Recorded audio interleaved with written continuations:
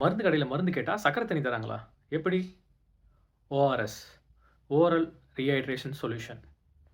அப்டின்னா, உடம்பு சரியில்லாத சமயத்திலயும் சரி, இப்போ குழந்தைங்களுக்கு இல்ல டயரியா ஆயிடுச்சுன்னா, இல்ல நீர் சத்து தேவைப்படுற சமயத்தில டாக்டர் பிரிஸ்கிரைப் பண்ற ஒரு மருந்து தான் ஓஆர்எஸ்.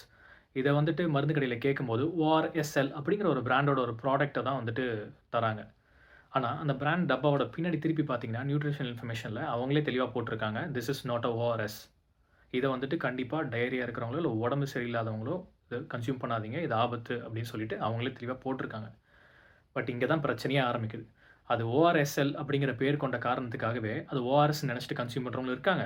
கடையில போயிட்டு ஓஆர்எஸ்ன்னு கேட்டா, மருந்து கடைக்காரங்களே அந்த ஓஆர்எஸ்எல்லையே வந்துட்டு குடுக்குறாங்க.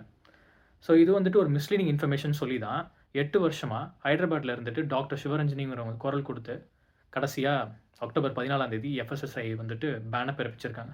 அப்புறம் என்னப்பா பேன் தான் போட்டாச்சே, இனிமேட்டு என்ன பிரச்சனை அப்படின்னு பார்த்தீங்கன்னா, இங்க தான் இன்னொரு பிரச்சனை ஆரம்பிக்குது. அந்த பிராண்ட் கம்பெனிஸ் எல்லாரும் சேர்ந்துட்டு பேன லிஃப்ட் பண்ண சொல்லி, டெல்லி ஹைகோர்ட்ல வந்துட்டு கேஸ் ஃபைல் பண்ணியிருக்காங்க. என்னடான்னு பார்த்தா, காரணம் என்னன்னா இதுதான்.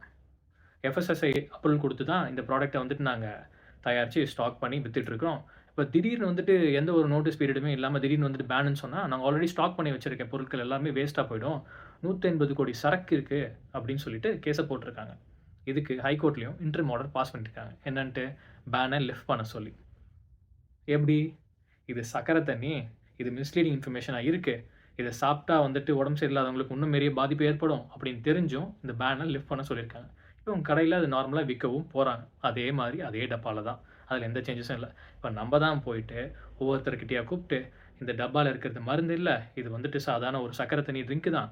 இத மருந்துன்னு நெனச்சு கன்சியூம் பண்ணாதீங்கன்னு நம்ம தான் போய் ஒவ்வொருத்தர்ட்டயும் சொல்லணும். ஒரே தமாஷா இருக்குல்ல?